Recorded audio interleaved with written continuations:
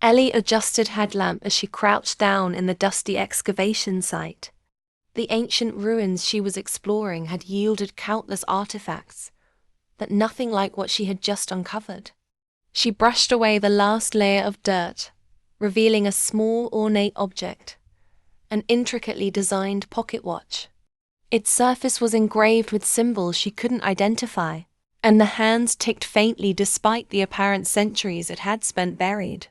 Intrigued, Ellie carefully placed the watch into a protective case and returned to her tent. Back at her workstation, Ellie examined the watch under a magnifying glass. The symbols seemed to combine various ancient scripts, but their exact origin eluded her. Turning it over in her hands, she noticed an inscription in faint, archaic English. "Time binds us all." Her curiosity grew. She decided to test the watch's mechanism, winding it gently. As soon as she did, the tent filled with an unexpected hum. The air grew dense, and Ellie felt as though she were being watched. "Who's there?" she called, her voice steady but tinged with unease. Then she heard a voice, clear but distant. "Can you hear me?" It was a man's voice, tinged with an accent that felt oddly historical. Ellie froze, staring at the watch. "Who are you?" she asked hesitantly. "I'm Thomas, apprentice to Master Roland," the voice replied. "And who, may I ask, are you?" Her mind raced. Could this be real? Was she communicating with someone from the past? As the voice faded, Ellie clutched the watch tightly. This was no ordinary artifact, it was something far greater. The hum subsided, leaving Ellie alone in the silence of her tent, her thoughts swirling with questions. What was this watch? And why had it chosen her to hold its secrets? Ellie sat in stunned silence, staring at the watch as if it might spring to life again. Her fingers hovered over its smooth surface, hesitant to wind it once more. Curiosity, however, outweighed caution. With a deep breath, she twisted the crown slightly, feeling the faint vibration return. "Thomas?" she asked, her voice shaky but resolute.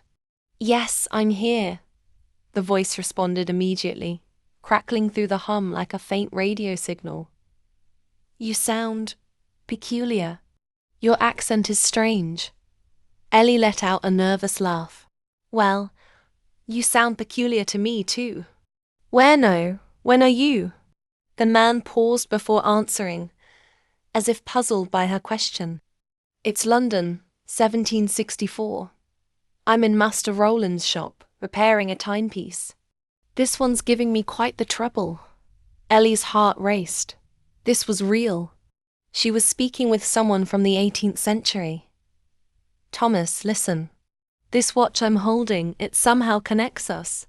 I found it buried in an excavation site." There was silence on the other end, followed by a soft chuckle. "That's impossible, miss. No one has made a watch capable of such magic." "Yet, here we are," Ellie replied, her confidence growing. "Tell me, what do you know about the inscription? Time binds us all." Thomas hesitated, then spoke slowly. "It's a saying Master Roland often repeats. He believes time is a thread that weaves people's lives together, no matter the distance. I always thought it was just philosophy." Ellie leaned forward, clutching the watch. What if it's more than that? What if this watch is proof that time truly connects us?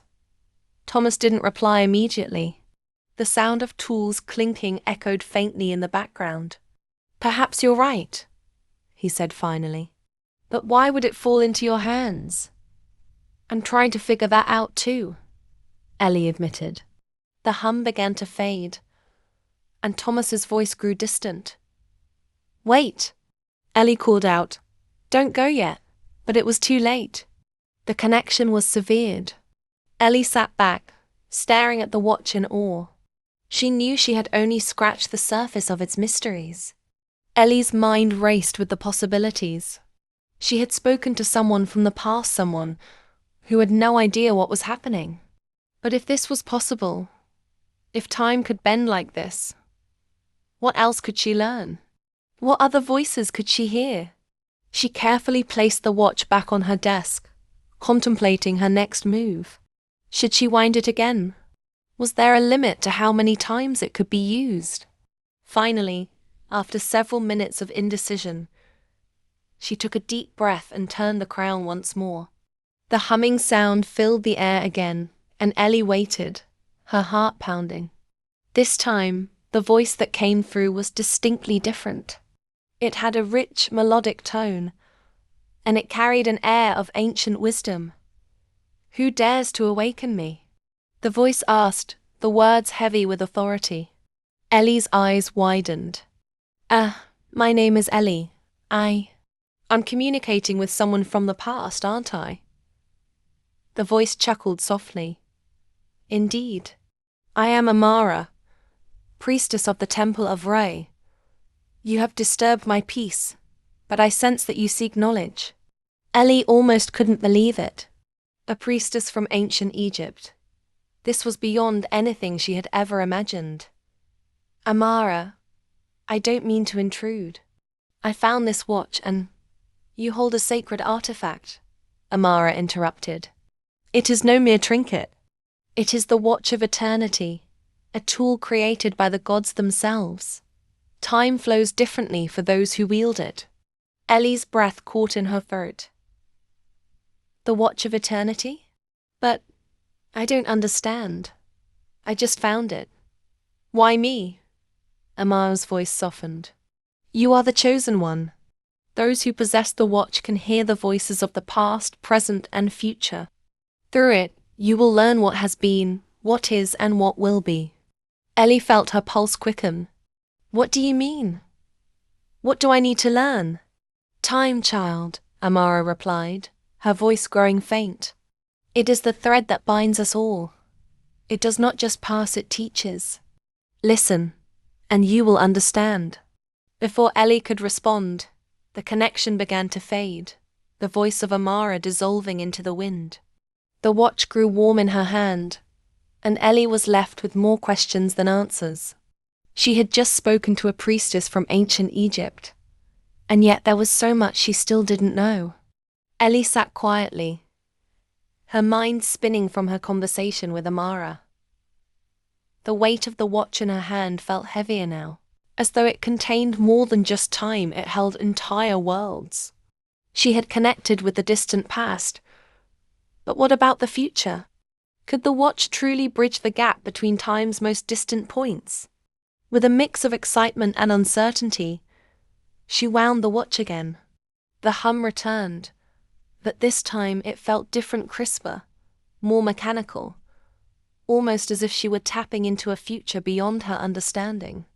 The voice that answered was not like any she had heard before. It was clear, precise, and spoke with an air of authority. "Greetings," the voice said, almost too calm. "I am Lyra, a time engineer from the year 2347. Ellie's breath caught. "The year what?" 2347. "We have long passed the primitive era of your time. Time manipulation is not just possible, it is commonplace. We've learned to harness it fully." Ellie's mind raced. "You're saying you've mastered time?" "Not just mastered. We've integrated it into every aspect of life," Lyra replied. "Time is no longer a force that controls us.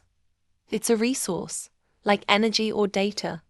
The Watch of Eternity is a relic from your past, but to us, it's an artifact of ancient engineering.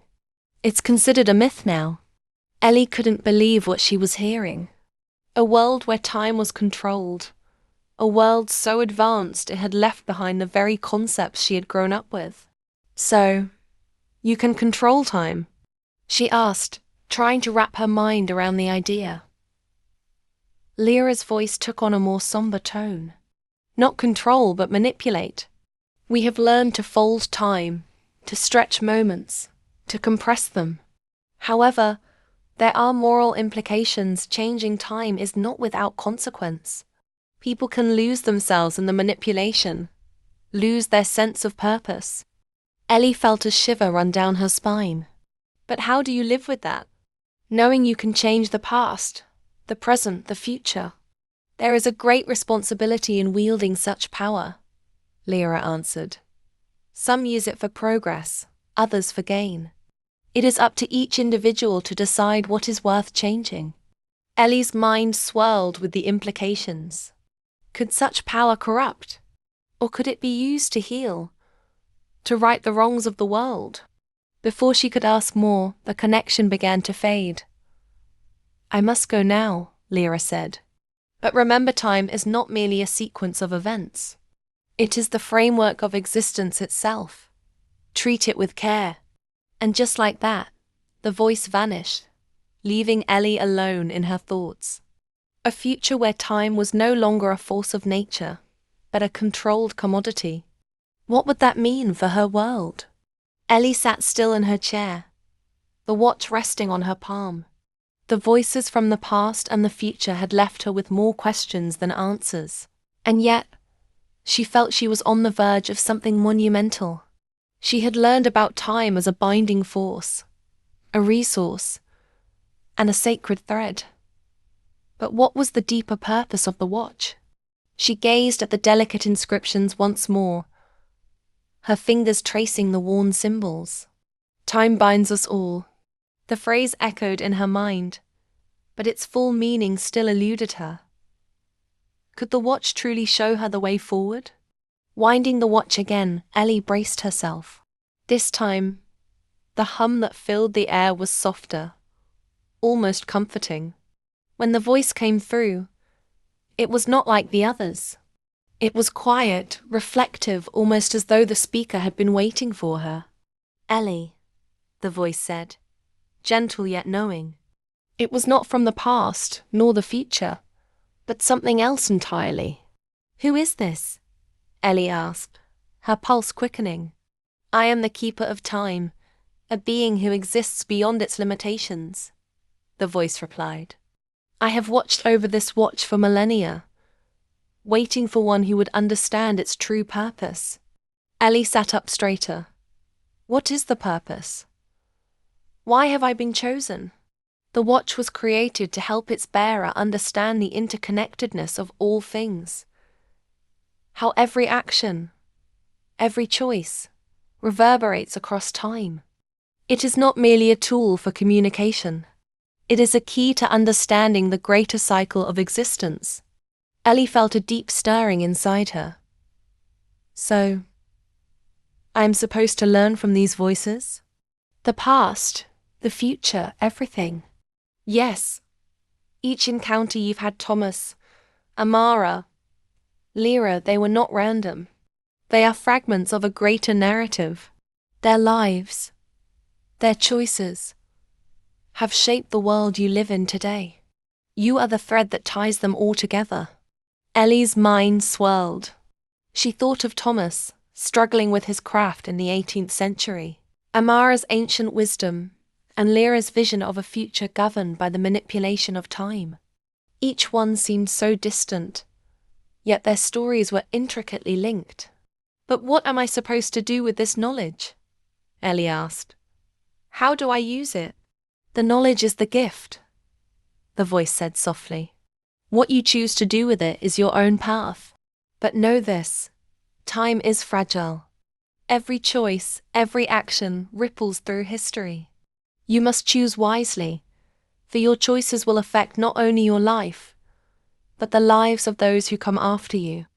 The voice began to fade, but Ellie felt a sense of calm wash over her. She understood now the watch wasn't just a relic. It was a guide, a tool for understanding the delicate balance of time, and she had been given the privilege to wield it. As the last whispers of the voice faded, Ellie sat back, the weight of her newfound knowledge settling within her. She knew her journey had only just begun, but one thing was clear. Time, with all its complexities and mysteries, had bound her to something far greater than she could have ever imagined.